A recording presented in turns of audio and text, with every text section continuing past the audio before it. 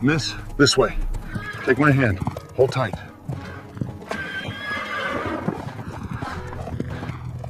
She was running barefoot from her father's farm until a cowboy caught up and swept her off her feet.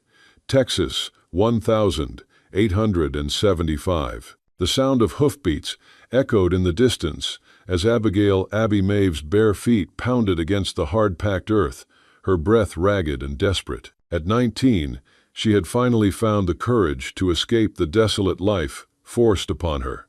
But freedom came with a price she wasn't prepared to pay. Blood from her cut feet mingled with the dusty soil of the Texas prairie as she ran blindly through the tall grass, the hem of her tattered dress catching on sharp brambles. The unforgiving landscape of the Texas frontier offered little mercy to a young woman alone. Abby's dark hair streamed behind her like a banner as she glanced over her shoulder, seeing the silhouettes of the lawless men on horseback in the distance. They were gaining on her with every passing second. Her heart hammered against her ribs as she pushed herself harder, knowing what awaited her if they caught her a fate worse than death. She was nothing to them, just a witness, a loose end to be tied up. There she is. One of them boomed across the open prairie. Get her. Abby choked back a sob as she crested a small hill, her vision blurring from exhaustion and tears. She had been running for nearly an hour, having slipped away during the pre-dawn hours while the household slept. But they had discovered her absence sooner than she'd hoped, and her head start was rapidly diminishing. The sound of hoofbeats grew louder, approaching from a different direction than her pursuers. Abby's panic intensified. Was this another of her father's friends, ready to drag her back to that hellish existence? She changed course, veering toward a stand of cottonwood trees, her only possible shelter. "Miss, this way," a deep voice called out. A tall cowboy on a magnificent chestnut stallion galloped toward her, his face partially obscured by the shadow of his wide-brimmed hat. He extended his arm as he maneuvered his horse alongside her. "Take my hand," he urged, his blue eyes intense beneath the brim of his hat. Abby hesitated for only a second before the sound of her father's approaching horses made the decision for her. She reached up and felt the cowboy's strong grip close around her wrist. With a swift, powerful movement, he lifted her off the ground and swung her up onto the saddle in front of him. "Hold tight," he commanded, wrapping one arm around her waist as he turned his horse and spurted into a gallop. If you enjoy the story, hit that subscribe button right away. And if you don't, then just hit the like button anyway to keep more Wild West love stories coming. It all started the day they came. The day a world I thought I knew was torn to shreds. A world of dust and sun-scorched earth where my grandmother's wisdom was my only guide. My grandmother, she was the last of her tribe. A well of stories and knowledge that flowed through her veins like the very lifeblood of the land. She taught me to read the wind, to speak the language of the rustling leaves, and to find solace in the silence of the desert. But that was before the lawless men came, before their greed spilled blood on our land.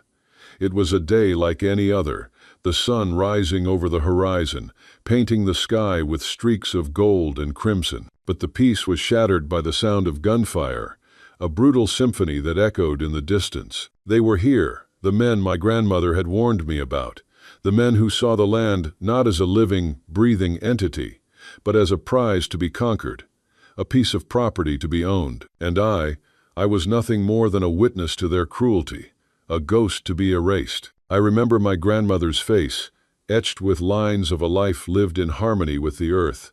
She looked at me, her eyes, dark and deep as a bottomless well, filled with a love that transcended words. "Run, child," she whispered, her voice barely a breath. "Run and do not look back. The land will guide you, and the spirits will protect you."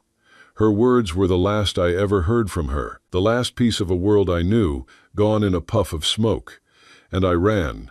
I ran until my lungs burned, until my feet bled, until the world around me was nothing but a blur of pain and despair. I ran from the fire that consumed my home, from the men who stole everything I ever held dear. I ran from a past that haunted me and a future that offered no solace. I was a leaf in the wind, a lonely soul adrift in a sea of sorrow, lost and hopeless. And then he appeared, a silhouette against the setting sun, a figure of strength and salvation. His voice, deep and resonant, cut through the noise of my panic. "Miss, this way." His hand, strong and sure, reached out to me. It was a lifeline, a beacon in the darkness. I hesitated for a moment, my mind a storm of doubt and fear. Was this another trap? Another cruel joke played by a merciless fate?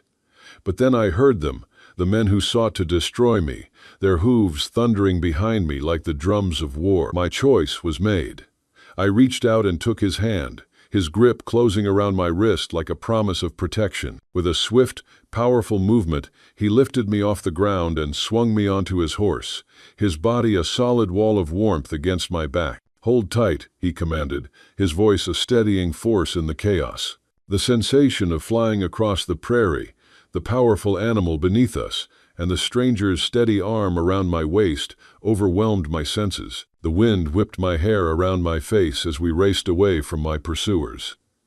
"They're following," I cried, looking back to see my past giving chase, a specter of pain and loss. "Don't worry," the cowboy assured me, his breath warm against my ear. "This Mustang is the fastest in these parts."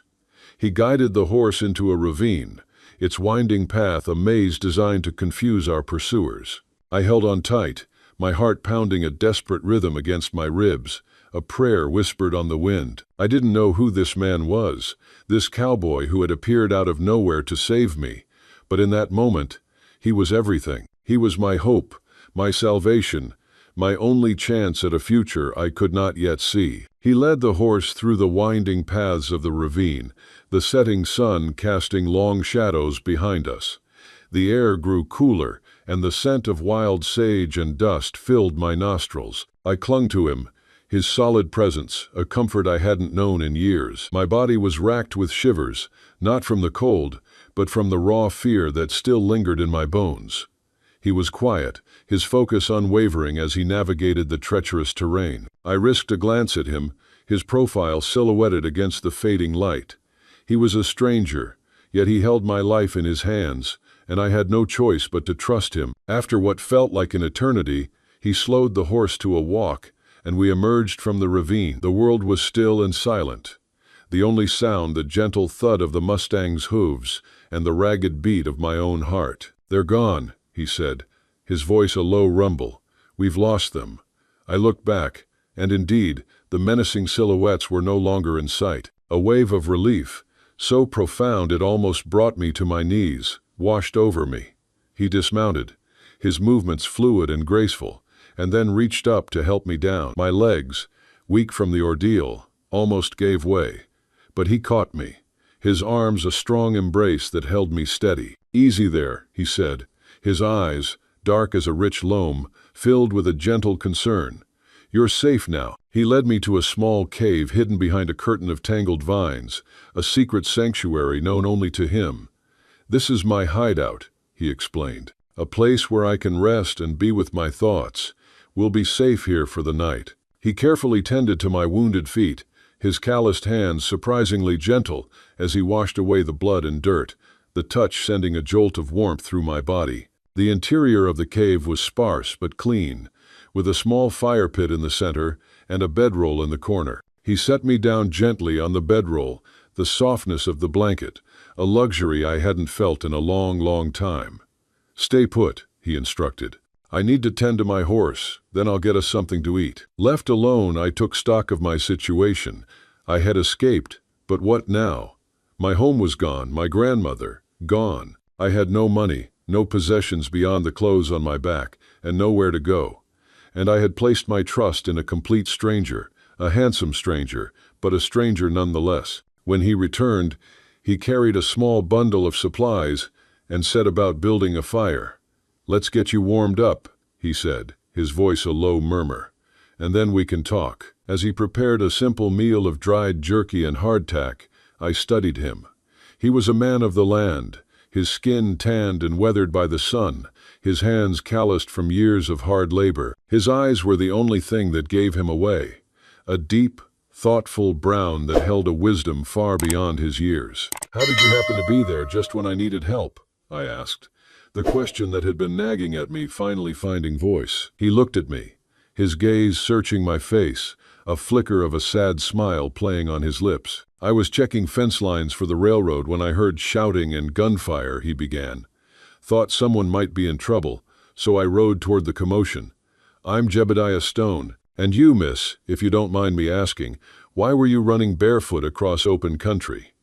I looked down at my hands, twisted together in my lap. They killed her," I said, my voice barely a whisper. "The men you saw chasing me. They came for the railroad money, and she was in the way." I took a deep breath, the memories a sharp, painful ache in my chest. My grandmother, she was the last of her tribe, the last to know the old ways. She taught me everything, to live off the land, to survive. But they took that from me. Jeb's jaw tightened, but he kept his voice gentle. "No one deserves to be treated that way, miss. You were right to run." He passed me a piece of jerky, his touch as light as a whisper. "We'll figure it out. We'll get you a new life, a safe one." His words were a balm to my soul, a promise of a future I had dared not dream of. We ate in silence, the firelight dancing on his face, illuminating his kind eyes. I told him more about my grandmother, about the stories she told me of her people, of the land, of the spirits that watched over us. He listened, his silence a deep well of understanding. He, in turn, told me about himself, about the railroad, about the brutal realities of the frontier. He had been a soldier once, a gun for hire, but he had grown tired of the bloodshed, of the endless cycle of violence. He wanted a different life, a life of peace, a life where he could protect what he held dear. He was a warrior, a man of violence, but he was also a man of honor, a man who sought to do good in a world that had forgotten what it meant to be kind. That night, he insisted I take the bedroll while he slept on the hard ground near the cave's entrance, his rifle within easy reach. Despite my exhaustion, sleep eluded me as I thought about the strange turn my life had taken. I had lost everything, but I had gained a new hope, a new chance, and I had found a strange kind of comfort in the presence of this man, this stranger who had risked his life for mine.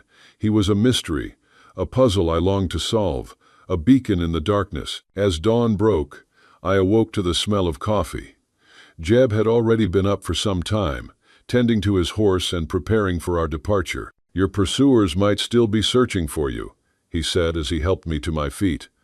The wounds on my feet had stiffened overnight, making walking painful. "We should get moving as soon as possible." He fashioned makeshift shoes for me from some spare leather and rags he found in the cave, then lifted me onto the Mustang's back once more. The journey to the main camp took most of the morning. As we crested a hill, I gasped at the sight below us. A bustling outpost of the railroad company sprawled across the valley, with a large office building, several supply sheds, and a line of tents for the workers. "It's home," Jeb replied with evident pride. "Been working here since I was a boy." As we approached the main building, a tall man with a stern face stepped onto the porch, his eyes narrowing as he saw me. "Jebediah, where have you been?" he called. "We've been worried sick." "Got sidetracked, Patrick," Jeb replied, dismounting and helping me down. "This is Abigail Mave. She's in a bit of trouble and needs a safe place to stay for a while." Patrick's sharp eyes took in my disheveled appearance, the makeshift bandages on my feet, and the fear that still lingered in my eyes. Without hesitation, he stepped forward and took my hand. "Come inside, child. Let's get you cleaned up and properly fed." I glanced back at Jeb, suddenly reluctant to leave the one person who had shown me kindness in recent memory. "Go on," he encouraged with a gentle smile.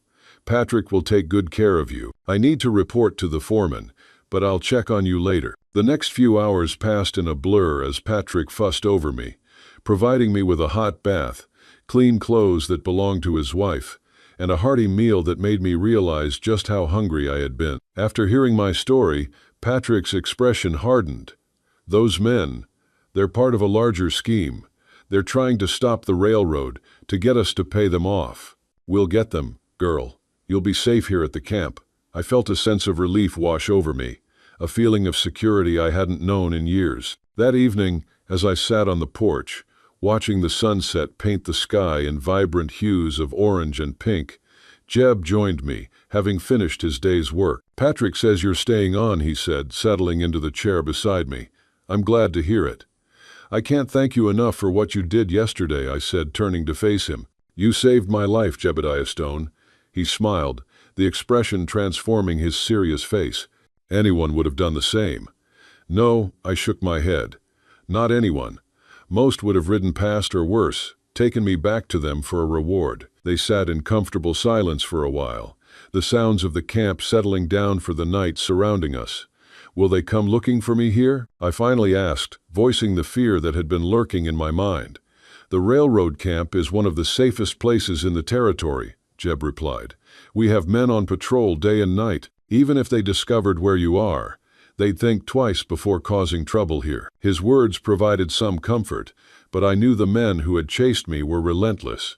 If they were determined to find me, they wouldn't give up easily. If you like Wild West love stories or Wild West stories, drop a bunch of 1 second and your place in the comments for the Wild West Love channel. Tell me where you're listening from so I don't feel so alone out here. The next morning, Patrick showed me around the camp and outlined my duties as a helper in the mess hall. The work was far less demanding than what I had been accustomed to on the farm, and the railroad men treated their workers with respect and fairness.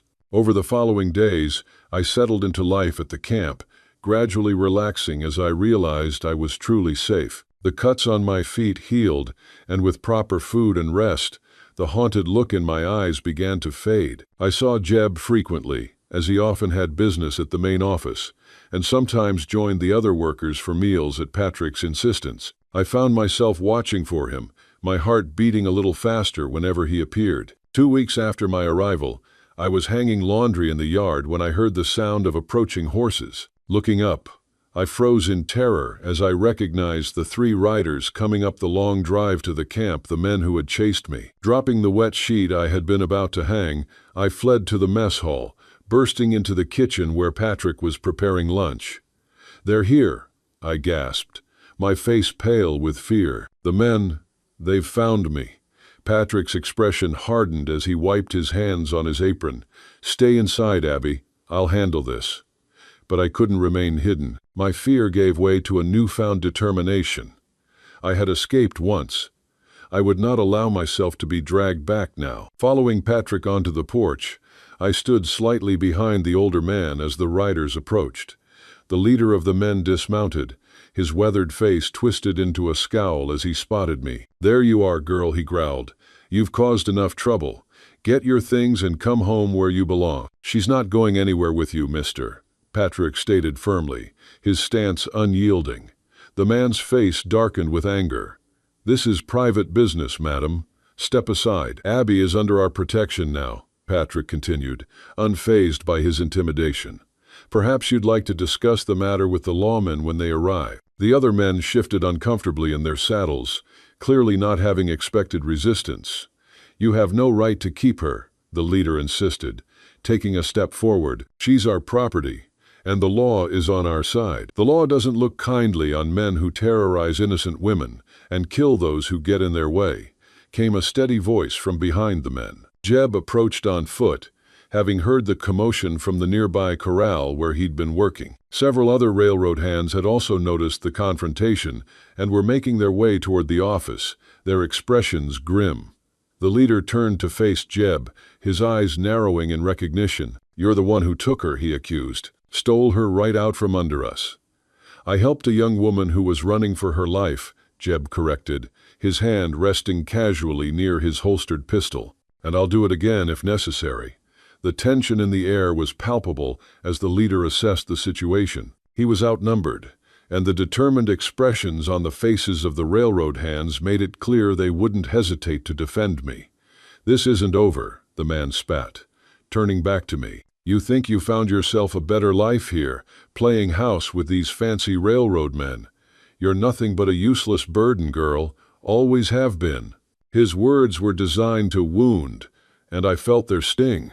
But something had changed within me during my time at the camp. I stepped forward, moving out from behind Patrick's protective presence. "I'm not going back with you," I said, my voice steady despite my racing heart. "Not now, not ever. The life you offered me was no life at all, just endless fear and pain. I found something better here, something I never knew existed. Kindness, respect." The leader's face contorted with rage. "You ungrateful." "I think you've said enough," Jeb interrupted, stepping between us. "Miss Maeve has made her choice clear. I suggest you respect it and be on your way." For a moment, it seemed the leader might explode with fury, but a glance at the growing number of men surrounding them made him reconsider. With a final venomous look at me, he remounted his horse. "You're dead to me, girl," he declared. "Don't come crawling back when these people tire of you." With that, he wheeled his horse around and galloped away, his men following reluctantly behind. The confrontation left me shaking, but also filled with a strange sense of liberation. I had faced my tormentors and stood my ground. The chains of fear that had bound me to my past were finally breaking. That evening, Jeb found me sitting alone by the small creek behind the camp, skipping stones across the still water. "You were brave today," he said, settling beside me on the grass. I smiled faintly. It didn't feel like bravery, more like desperation. "Sometimes they're the same thing," Jeb observed, selecting a flat stone and sending it skipping across the water's surface. "Standing up for yourself when everything in you wants to run. That's courage, Abby." I studied his profile in the fading light, the strong jaw and kind eyes that had begun to feature in my dreams. "Why did you really help me that day, Jeb? The truth, please." He was quiet for a long moment, gathering his thoughts. "I told you about my sister," he finally said. "What I didn't tell you was that she was a witness to a crime, and the outlaws killed her to silence her. I wasn't there to save her."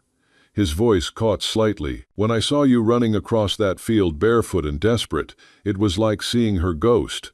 I couldn't ride past. I couldn't fail another young woman the way the world failed my sister." Impulsively, I reached out and covered his hand with my own. "I'm sorry about your sister, Jeb," I said, "and I'm grateful that you were there for me." Our eyes met, and something shifted between us, a recognition of shared pain, but also of possibility. For the first time in a long time, I felt a flutter of hope for my future. As the weeks progressed, I thrived at the railroad camp. Patrick's wife, a kind woman with a heart as big as the Texas sky, taught me to cook and manage a household, skills my grandmother had begun to impart before her untimely death. I made friends among the other workers and began to feel truly at home. My friendship with Jeb deepened as well. He taught me to ride properly, laughing at my initial trepidation around the gentle mare he selected for my lessons. "She won't bite," he teased as I approached the horse cautiously. "Easy for you to say," I retorted. "You were probably born in the saddle." Despite my fears, I proved to be a natural rider once I overcame my initial nervousness. Soon we were taking regular rides together during Jeb's free time, exploring the vast acreage of the railroad land. During one such ride in late August, we stopped to rest by a stream, allowing our horses to drink while we sat in the shade of a large oak tree. "Patrick's wife says I've picked up housekeeping faster than any girl she's ever seen," I said proudly. "She's even teaching me to manage the accounts." Jeb smiled, pleased by my enthusiasm. "You've come a long way from that scared girl running across the prairie." "I have you to thank for that," I replied softly. "If you hadn't come along when you did." "But I did," Jeb interrupted gently. "And look at you now. Strong, independent, beautiful." The last word hung in the air between us, charged with meaning. I felt my cheeks grow warm under his gaze. "Jeb, I know it's too soon," he said quickly. "You've been through so much and you're just finding your footing. I don't want to rush you or make you feel pressured in any way." I reached out and touched his cheek, the gesture silencing his words. "What if I don't want to wait?" I asked softly. "What if I already know what I feel?" The look in Jeb's eyes stole my breath, hope, desire, and something deeper that made my heart race. Slowly, giving me every opportunity to pull away, he leaned forward and pressed his lips to mine in a gentle kiss. It was my first kiss, and it awakened sensations I had never imagined, warmth spreading through my body, a fluttering in my stomach, and a yearning for more. When we finally parted, Both of us were breathing faster. "I've wanted to do that since the day I found you," Jeb admitted, his voice husky. "Even when I was covered in dirt and blood, running for my life?" "Even then," he confirmed, tucking a strand of dark hair behind my ear. "There was something about you, Abigail Maeve, a spirit that couldn't be broken no matter what life threw at you." Our courtship progressed slowly but steadily after that day. Jeb was respectful of my past traumas, never pushing for more than I was ready to give. We found moments to be alone together, walks after dinner, early morning rides before work began, and Sunday afternoons when the camp operated at a slower pace. "Hey, friend, go grab a full glass of water. People often forget to drink enough, and that's actually a pretty serious issue for you." Our days fell into a comfortable rhythm, a dance of quiet moments and shared smiles that spoke more than words ever could. We were two broken souls finding solace in each other's company, a puzzle whose pieces fit together in a way that made perfect sense. I was learning to trust again, to open my heart to the possibility of a love that was not born of convenience or fear, but of genuine care and respect. Jeb was the kind of man who would hold a door open for a lady, but also the kind of man who would stand his ground against a band of outlaws. He was a perfect blend of strength and tenderness, a quality that I had never known in a man before. I found myself falling more and more in love with him, a deep, consuming love that felt both terrifying and exhilarating. Patrick, the camp foreman, observed our growing attachment with approval. He had come to respect my work ethic and resilience, and he had always valued Jeb as one of his most reliable hands. "That girl's brought a light back to young Jeb's eyes," he commented to his wife one evening as they watched us walking in the garden. "Haven't seen him smile so much since before the war." Patrick's wife nodded in agreement. They're good for each other. Both had their share of hardship, but together they seemed to find joy. In October, as the leaves began to turn and a crispness settled into the air, Jeb approached Patrick with a proposition. "I'd like to build a house, sir," he stated without preamble. "On that piece of land near the eastern border that you mentioned might be available for senior hands." Patrick studied the young man thoughtfully. "I reckon this has something to do with Miss Maeve." Jeb nodded, a hint of color touching his tan cheeks. "I mean to ask her to marry me, sir, but I want to have something to offer her first, a home of her own." The foreman clapped Jeb on the shoulder. "The land is yours, Stone. You've earned it. And for what it's worth, I think Miss Maeve would say yes, even if you were proposing a life in a tent." With Patrick's blessing, Jeb began working on the small house during his free time, often joined by other hands who volunteered their help. I noticed his frequent absences and the secretive looks exchanged between the men. But whenever I questioned Jeb, he would simply smile and change the subject. As Thanksgiving approached, Jeb's project was finally complete. A modest but solidly built two-bedroom house with a stone fireplace and a covered porch that wrapped around two sides.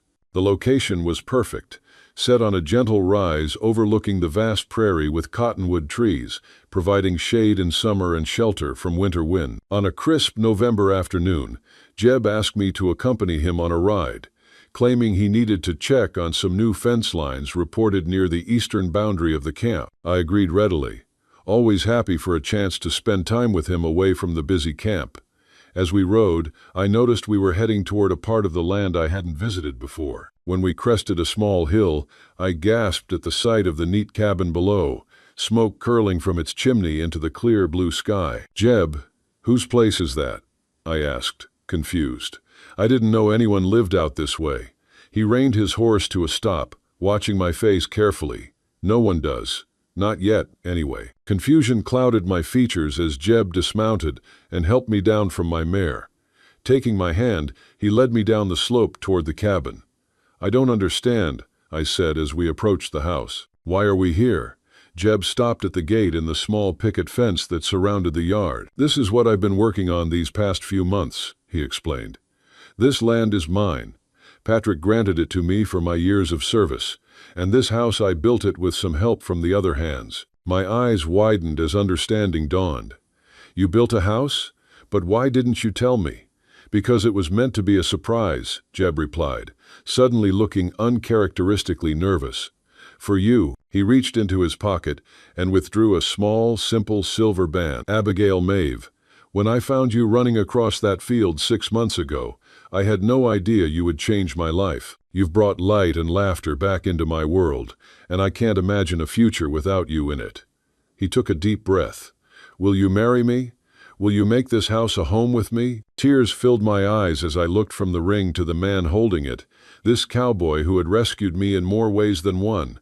Yes, I whispered, my voice thick with emotion. Yes, Jebediah Stone, I will marry you. His face lit up with joy as he slipped the ring onto my finger, then gathered me into his arms for a kiss that promised a lifetime of love and protection. Come see our home, he said when we finally parted, leading me through the gate and up the path to the front door. The interior was simply furnished with pieces Jeb had either made himself or purchased from craftsmen in the nearby town. A quilt that Patrick's wife had contributed brightened the bedroom, and the kitchen was equipped with basic necessities.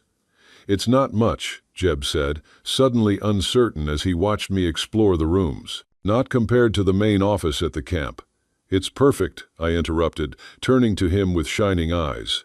It's the most beautiful home I've ever seen because it was built with love. We were married 2 weeks later in a simple ceremony at the camp with Patrick and his wife, standing as witnesses and the other hands and their families in attendance. Patrick's wife had helped me sew a wedding dress of ivory muslin, elegant in its simplicity, and had loaned me a lace veil that her own daughter had worn. Jeb, dressed in his best clothes with his boots polished to a high shine, watched in awe as his bride walked toward him, her face glowing with happiness. I now pronounce you man and wife, the minister declared after we had exchanged our vows.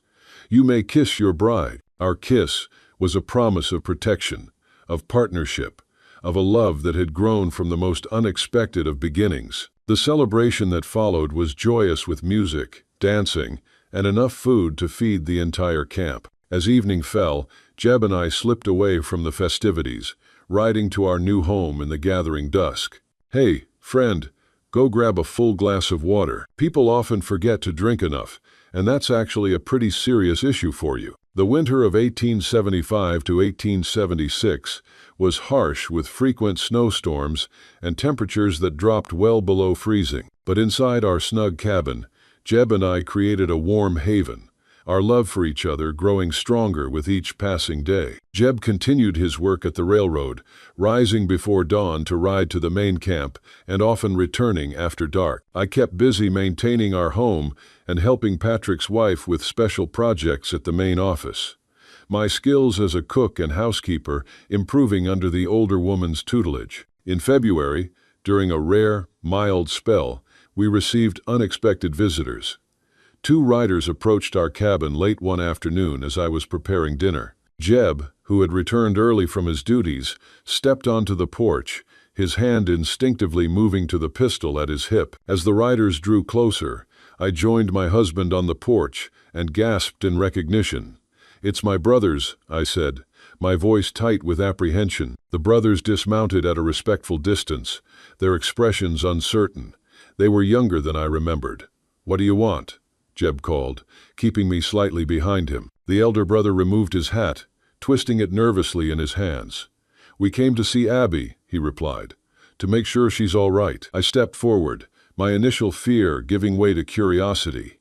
My brothers had never been cruel to me the way my father had been, but they had never protected me either, following my father's lead out of fear or indifference. "I'm fine," I said coolly. "Better than fine, actually. Why are you really here?" The brothers exchanged glances before the younger one spoke. "Our father, he died last month. Pneumonia took him quick." The news hit me with unexpected force. Despite everything he had done, my father was still my father, and his death marked the end of a chapter in my life. I felt Jeb's hand on my shoulder, offering silent support. "I'm sorry for your loss," I said finally, uncertain what else to say. "There's more," the elder brother continued. "The farm is ours now. We've been trying to make a go of it, but—" He trailed off, looking embarrassed. "What my brother is trying to say," the younger one picked up, "is that we're making a mess of things. Neither of us knows the first thing about running a household. The place is falling apart without you, Abby." I felt a complex mix of emotions, vindication that my contributions had been more valuable than my father had ever acknowledged, sorrow for the brothers who were clearly struggling, and a fierce gratitude for the new life I had built with Jeb. "I can't come back," I said firmly. "This is my home now, with my husband. We're not asking you to come back for good," the elder brother clarified hastily. "Just maybe you could visit, help us get things organized, show us what to do." Jeb and I exchanged a look, an entire conversation passing between us without words. "You boys look like you could use a hot meal," Jeb finally said, his posture relaxing slightly. "Come inside and we can talk." Over dinner, the brothers shared news of the neighboring farms and the changes in the community since my departure. They were awkward but sincere in their attempts to reconnect with their sister, and by the time the meal was finished, the tension had eased considerably. "We thought Father was right about everything," the younger brother admitted as we sat around the fire after dinner. "But seeing you now, Abby, you're happy. Really happy. It makes us wonder what else he was wrong about." "People can change," I said softly. "Even after they are set in their ways, it's never too late to choose a different path." The brothers stayed the night, sleeping on pallets by the fire, and in the morning, a plan had been formed. I would ride with Jeb to the old farm the following week to help my brothers organize the household and teach them basic skills they would need to maintain the place. It would be a brief visit, with Jeb remaining at my side throughout. If you've made it this far, I know you're a true fan of WWL. From the bottom of my heart, I wish your day is filled with health and happiness, and may a little stroke of luck find you in the next 15 minutes. Don't forget to share it with me in the comments. As they waved goodbye to the brothers, I felt a weight lifting from my shoulders. Not forgiveness exactly, but a beginning of reconciliation with the parts of my past that could be salvaged. "Are you sure about this?" Jeb asked as we watched the riders disappear into the distance. I nodded, leaning against his solid strength. "They're young. They were as much under his thumb as I was, in their way. They deserve a chance to find their own path now that he's gone."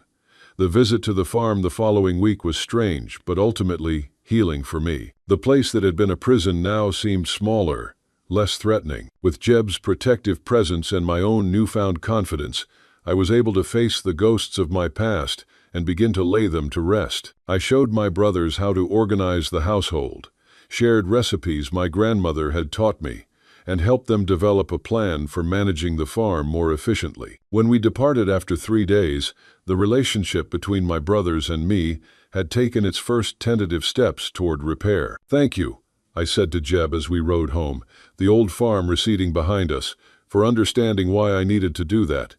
He reached across the space between our horses to take my hand. "You're the strongest person I know, Abigail Stone, and the most forgiving." Spring arrived with a burst of wildflowers and new beginnings. As the land awakened from winter's sleep, I discovered that new life was stirring within me as well. When the doctor confirmed my suspicions, I could barely contain my joy. As I waited for Jeb to return from work, I prepared his favorite meal and set the table with special care, placing a small pair of knitted booties beside his plate, a gift Patrick's wife had helped me make in secret. When Jeb arrived home, tired from a long day of work, he noticed the special preparations with curiosity. "What's the occasion?" he asked, washing up for dinner. "Sit down," I urged, my eyes sparkling with barely contained excitement. "I have something to tell you." As Jeb took his seat, his gaze fell on the tiny booties. For a moment, he stared at them uncomprehendingly. Then his eyes widened with realization. "Abby, are you?" I nodded, tears of happiness filling my eyes. "We're going to have a baby, Jeb, in the fall." The look of pure joy that transformed his face was something I knew I would remember for the rest of my life. He rose from his chair and swept me into his arms, holding me as if I were made of the most precious material on earth. "A baby," he whispered against my hair. "Our baby." That night, as we lay together in the quiet intimacy of our new marriage, Jeb's hand rested protectively over my still flat stomach, his touch gentle and reverent. "I promise you both," he said softly, "I will always keep you safe. You will never know the kind of fear or pain that marked our childhoods. Our baby will grow up surrounded by love and kindness." I covered his hand with my own,